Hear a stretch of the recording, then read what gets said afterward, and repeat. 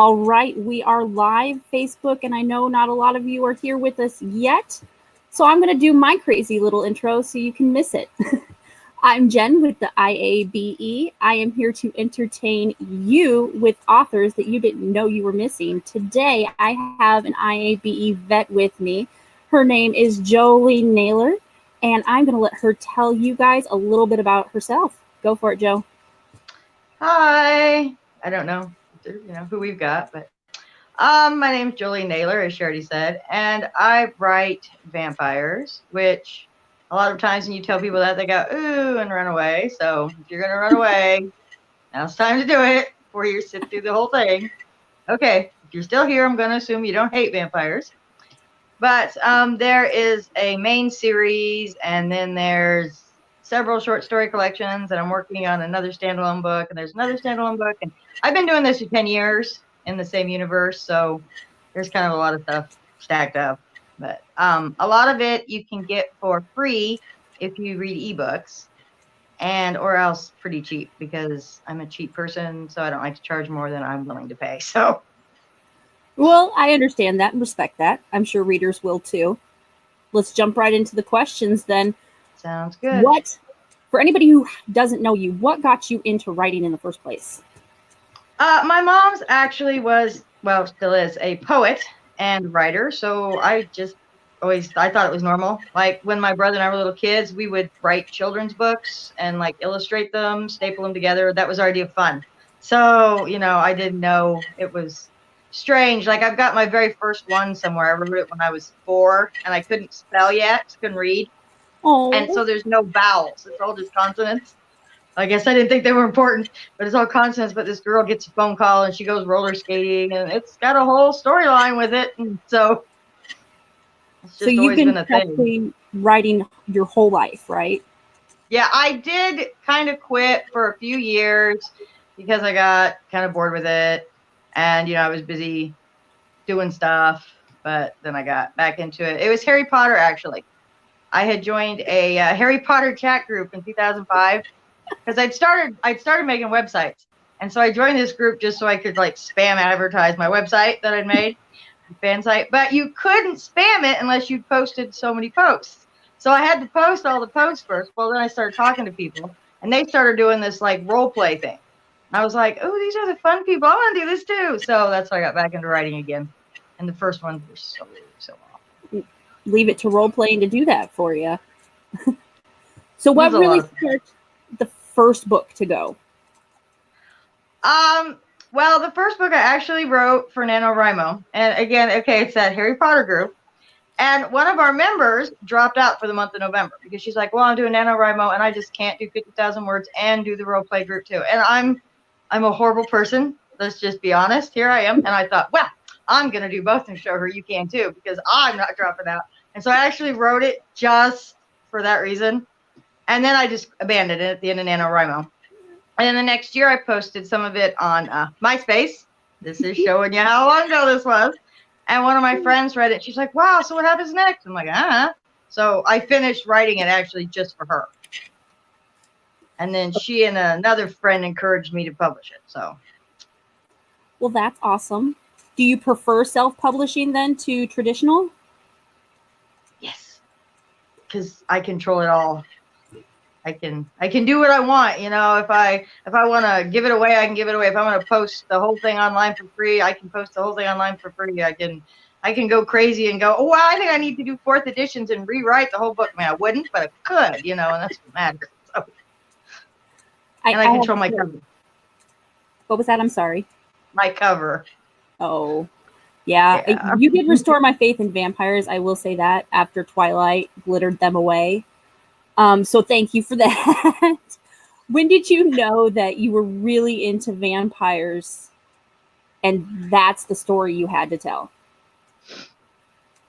Actually, it's okay. The Jorik was based on a character from that same roleplay group.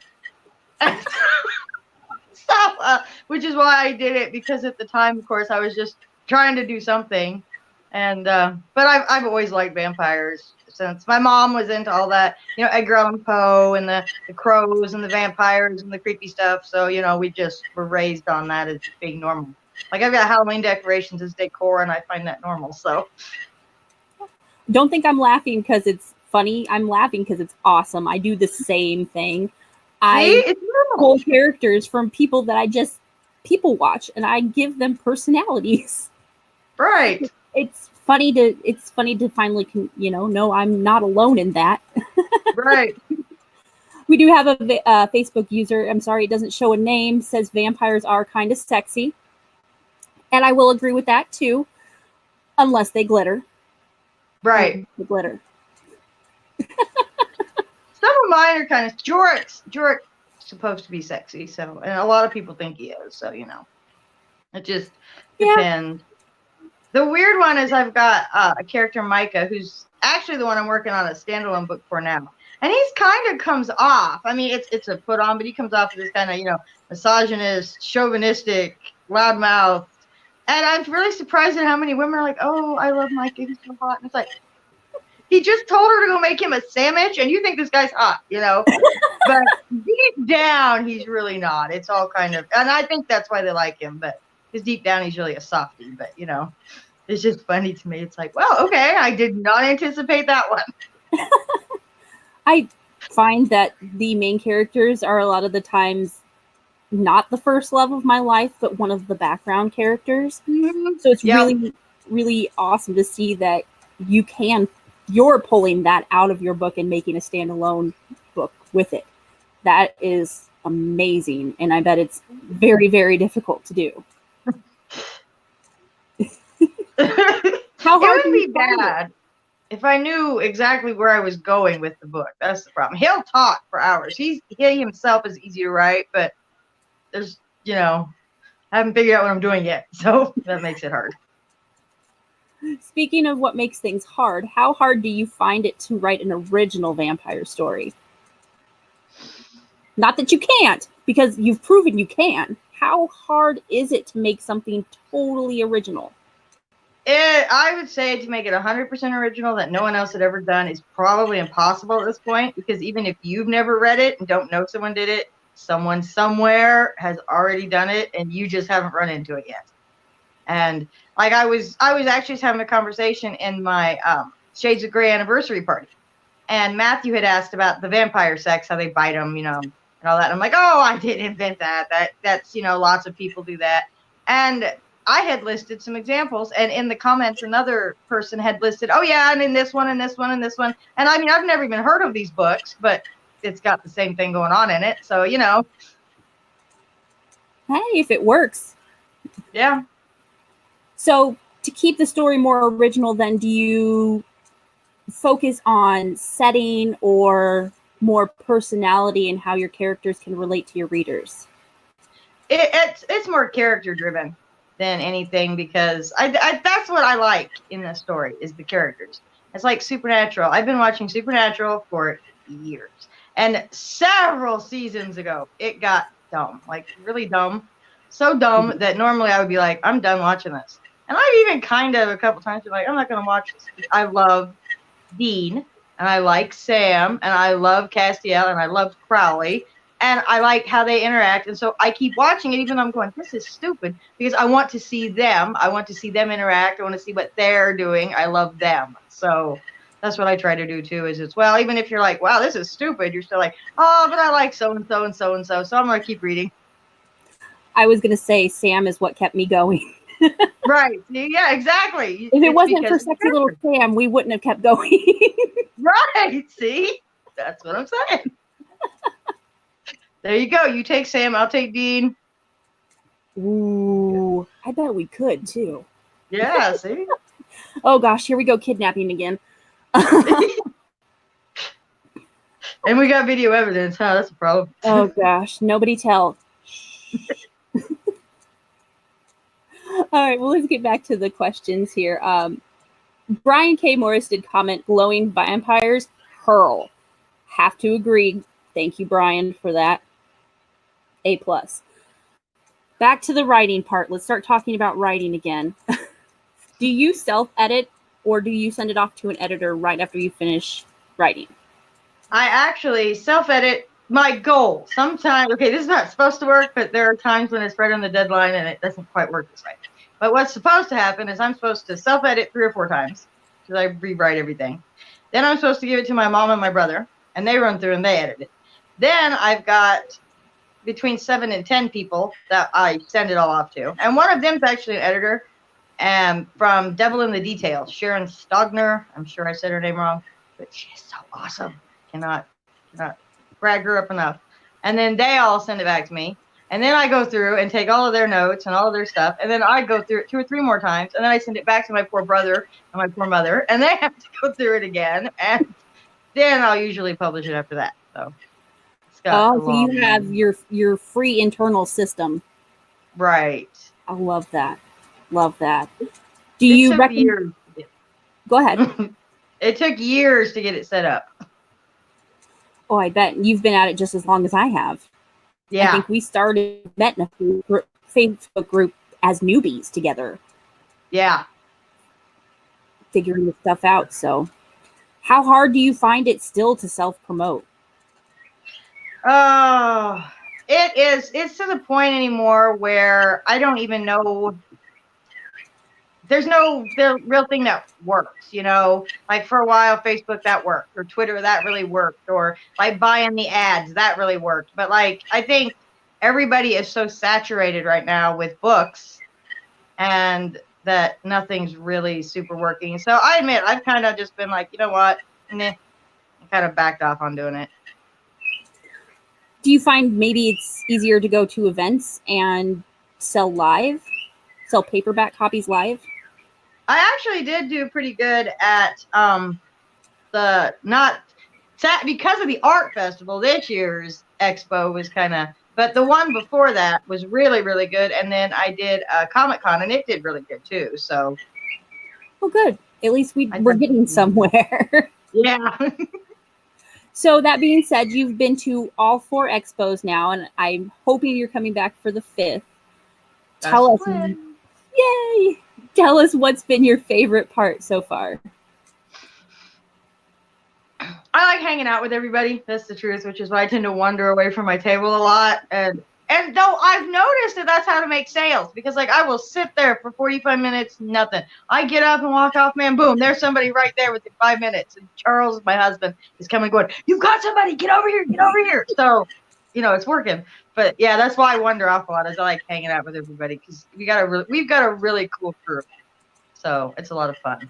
We really do. I like how I try to keep it a no competition vibe, because we're in this together. So right, exactly. Why drag each other down, you know? Exactly. That being said, what has been your least favorite part about the expo? All 4 that you've been to.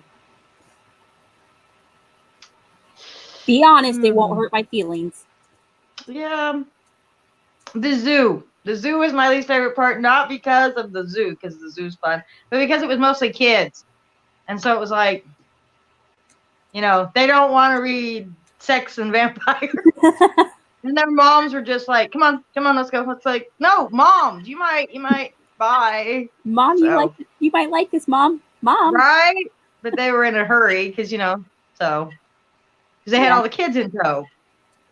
So making the move to the mall was the best choice. Oh, yeah, definitely. I definitely think that's so much better. With our 5th year coming up and our 80s celebration, what big exciting plans do you have for us that you can spoil us with? Well, hopefully Micah will be done, and I'm going to get to promote that one. So I don't know. I'll have to do a whole new booth layout and stuff if I'm pushing him, because he's not the gothic vampire. His books, you know, contemporary. They're going on a road trip to California.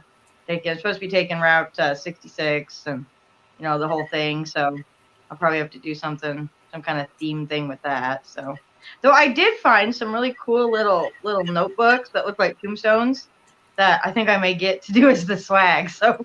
Oh, that's so cute. You always have the cutest swag. I'm sorry, everybody else, but Joe always has the cutest swag. I have to steal some every year. I just cannot get. And then the selfie wall was amazing. I'm surprised more people didn't stop and use it. Well, it was amazing how many people asked me and go, what is that? It's like, what is what?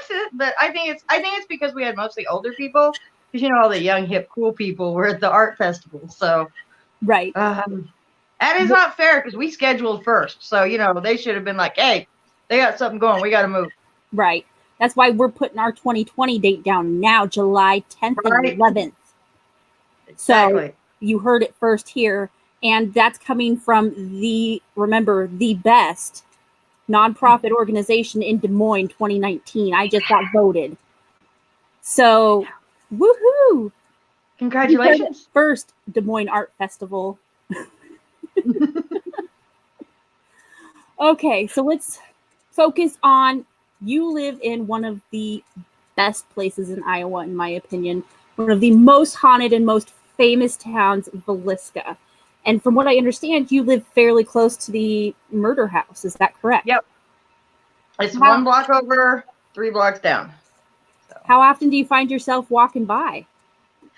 We used to actually walk by every night because it is a Pokemon Go gym, and I do the Pokemon Go. So we're there several times a week. Like there's an event going on right now with, I won't bore you with it, but anyway, where you have to spin a lot of stops, and so I've been by there probably 20 times the last couple days. So Have you ever noticed anything? actually, I have. The weird thing is it is creepier when there is nobody staying in it. You can kind of tell sometimes, because it's down a hill, and about halfway down the hill, you can kind of tell whether there's going to be anybody, because the park around the corner, whether there's going to be anybody there or not. Because if there's nobody there, it'll feel a lot creepier than if there is somebody there. So I think that's kind of weird, but Have I you guess ever, maybe the ghosts are tired of people. right? Have you ever been inside?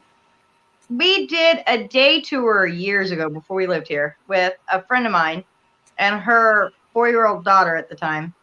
And that was creepy because I guess she was 3. And so she doesn't know why we're there. She doesn't know what's going on. She doesn't understand it. So she's sitting in this chair next to one of the children's beds, just arms crossed, pouting, And I thought, she's mad. No one's paying attention to her. So pretty soon I'm like, well, what's wrong? And she goes, well, those kids are weird. It's like, what kids? She goes, they won't come out from under the bed and play with me. They're just weird. It's like, let's leave them under the bed, okay? Let's just leave them under the bed. They're happy there. She's like, and she was really upset about it for half of the day. And we're like, yeah. And then I actually got really lucky, and we were doing Pokemon. And there were a couple of college boys staying there. And they were a little drunk, but they Pokemon too. And so they were outside when we went by, so they stopped and we were talking about Pokemon. They're like, hey, y'all want to come in? And so we got to go in, and we were in there for 4 or 5 hours at night. It was till 2 in the morning when we finally left, and hanging out with them. So that was fun too. Especially since it's pretty expensive. How many Pokemon did you get? Well, we got quite a few. Took the gym over, so that was good. Good. Okay, so does that influence any of your writing, the fact that you live in this really famous Iowa creepy hometown? I actually used the axe murder in one of the Tales of the Executioners. And I think it's in volume 1. It's Mary's story. And Mary is in this small town in Iowa chasing this serial killing vampire who goes in and he mutilates the vampires up. And then she and her crew going after it. And so to try to hide it, he's made such a mess that they have to just axe murder them.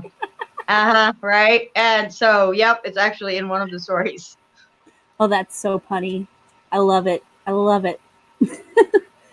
Okay, so what do you have going on in your life now? Let's focus on your life outside of being a famous author and being so awesome. For Pokemon Go, I got to go to a wedding next weekend. So woohoo! We were redoing the house and stuff, a real big push because I had company come, but they've been and gone, and so we're kind of on a break from that a little bit, kind of a so rest up from getting stuff done. No more afternoon tea? Oh yeah, we still do that. I haven't seen photos in a few days, so I was wondering if I'm missing them. Oh, I don't do photos every time, so I just do it if it's something really interesting. Oh, Because you I, do a lot. You make some pretty awesome tea time photos, let me tell you. oh, thank you. My uncle complains about all my food pictures. He's always like, well, I'm looking through Facebook and there's a food picture and look at that, it's Jolene. So it's like, yep, just for you, Uncle Dave. Well, you know what, Uncle Dave? You know where I live. Come get it. Right? Oh, so how's the family doing? Oh, they're doing pretty good. My husband is actually starting a new job tomorrow. So he's excited about that. Yay! And, my mother and my dad are still kicking and my brother's still alive. So, hey, there's that. Yay! The fuzzy kids? How are the fuzzy kids? Oh, they're doing good. All, fuzzy, Fuzzy? making messes, getting into trouble. That figures. That does Yep. figure. So, what kind of new things can we expect from Joleene Naylor coming in 2020? Other than the book we already talked about. No, well, truthfully, that's probably all you're going to see is that I do need to do a new short story for the newsletter people to get. But other than that, it's going to be Micah's book. It's going to be the big push.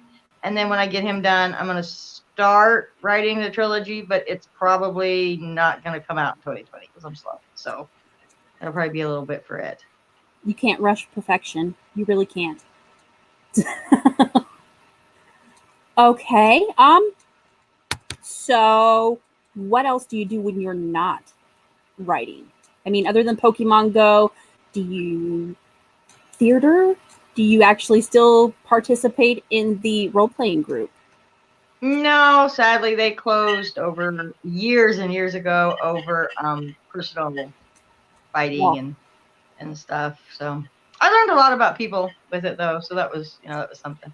I do book covers for other authors. I've been doing a lot of those lately and formatting and all that stuff. And I do a web comic with my friend Jonathan, and I do the art for it. He does the scripts.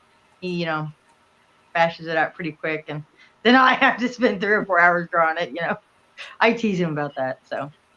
And how is that going back and forth every Tuesday? I forgot to mention Terrible Tuesdays. Terrible Turtle Tuesday. Yep. We actually have created a Facebook group now for the Terrible Turtles, the Terrible Turtle Turtlekin. So if you like it, you can come join it. We play games and stuff in there. Have a pretty awesome mug and t-shirt too. Yeah. Right? So, right. I didn't mean to interrupt you telling us what else you got going on. So you're okay. We've got Terrible Turtle Tuesdays. When does your blog come out?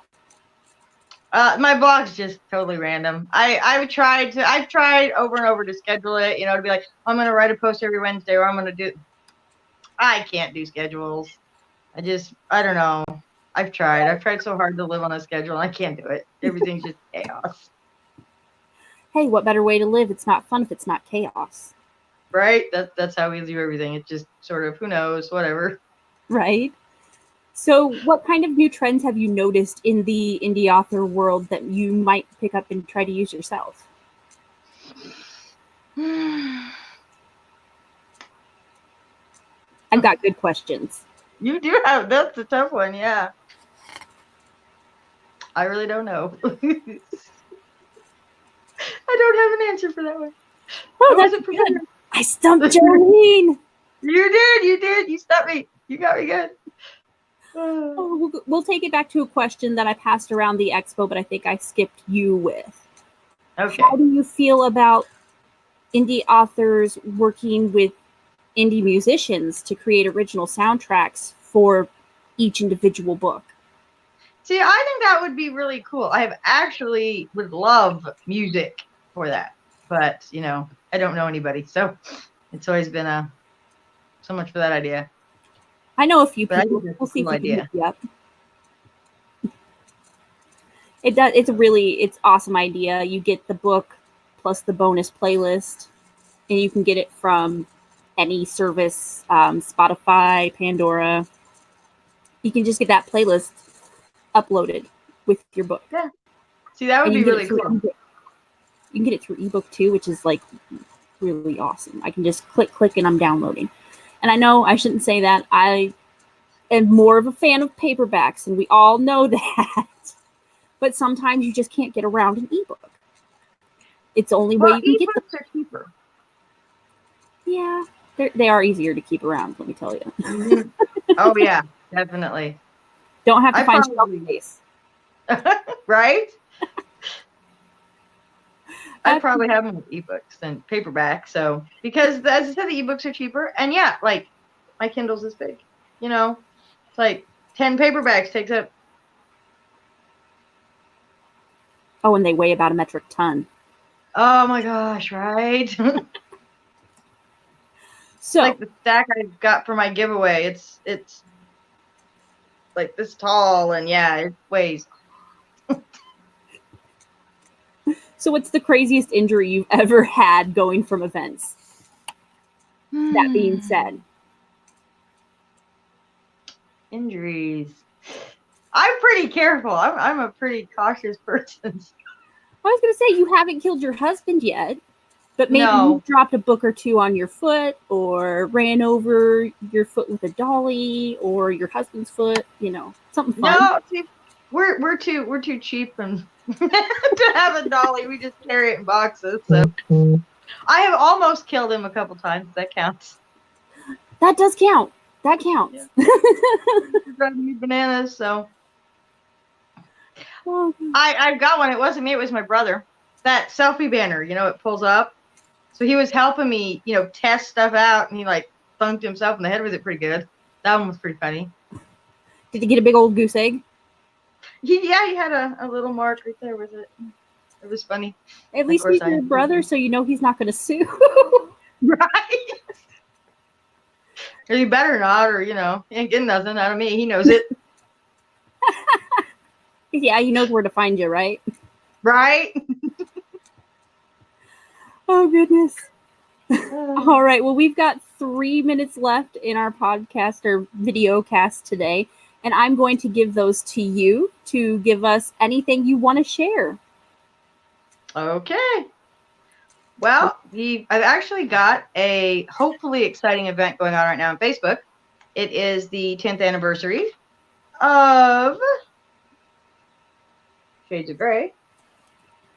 That is not the cover that was on it 10 years ago. That's a new one. It's way better. But I'm so excited. it's a month-long Facebook party, and it's got a whole ton of giveaways in it. Like I'm giving away the 9-book collector's edition collection, which that's the one I was talking about. It's the stack's like really, yeah. I was gonna lift it up and show you, but I don't think I can heft it up that high. Wow. And then there's like some other first editions and things right now. And if I get enough attendance, I'm gonna throw some Amazon gift cards in to give away too.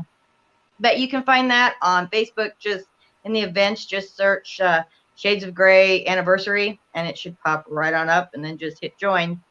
But we've got like there's a game every day, and the way that the prizes are working is that like every time you participate, your name goes in once, and then your name also just goes in just for saying hi, I'm here, enter me, because you got to have a free entry. That's how that's the rules. And then at the end, we're just gonna draw names. So the more times you're in, I mean, that's logic. But right now, the questions the first week were like kind of pretty series centric, but as they go, they get less and less so that people who've never read the series can come and play too. And if you join like right now, you could backtrack and answer all of the previous questions. And so you get entries for all of those. So it's a lot of fun. We've got a lot of good, fun people in there, and I've been enjoying it anyway. So Awesome. And we'll have to post a link in the comments as soon as we're done. So if you could hit Facebook before I do and do that, that would be awesome. okay, But I want to will make sure do. to get you as much love as we can. Sorry, the cat decided to walk across the back of the computer stand. Hi, kitty. Alfred, they're talking to you. Kitty, kitty. He doesn't want to show his face today. Oh. That's a pennyworth for you.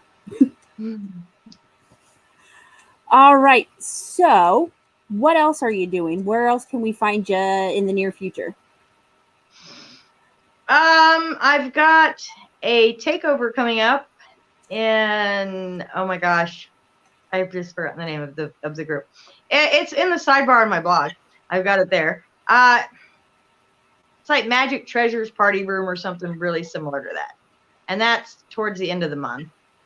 And then I don't have anything set up for October yet. So I've been kind of trying to take this year sort of off a little bit in the fall because, of course, September, October, that's always the really busy time, Right. with vampires and stuff. And so I have missed getting to do Halloween stuff for like the last 5 years. And so this year I'm doing my Halloween stuff. You do it. I know you'll give it justice too. For Right. sure. And make sure to post those pictures so I can share them in the group as well. And then I'll have you post a link to your blog too in the comments when we're done so everybody can check that out as well and we can get them into that group so we can see All right. your blog. Huh? All right. Well, we have spent 30 lovely minutes talking, and not that I don't love you, Joe, but I do have to go get the kids here soon. So I want to thank you so much for joining us today and being a veteran of the IABE. We love having you around, and we will interview you again soon, I'm sure. All right. Well, thank you very much for having me, and thanks for everything you do with the IABE. So, because without you, we wouldn't have one. So, Thank you. Oh, all right. See you guys later. See you later, Joe. Have a great week, everyone. Bye-bye.